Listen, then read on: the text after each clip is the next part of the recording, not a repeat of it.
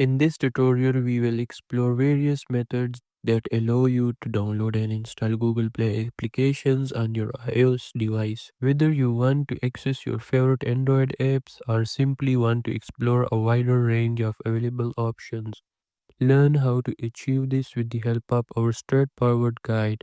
Let's get started. The first thing we need to do is open our web browser. I will choose Safari. After that, in the search bar, type Play Store. Then go to their official website. Now, all we need to do is click on this button here at the bottom of the screen. Then scroll down until you find the Add to Home screen option. When you find it, click on it. After that, enter the name you want to display. I will leave it as. When you have done that, click on Add in the upper right corner of the screen. If you want to open the Play Store, simply click here and their store will be open. You can choose any game or application to download. Even if you are using iOS, we hope we have been able to help you. If this video has been helpful, thank you for watching and see you in the next video.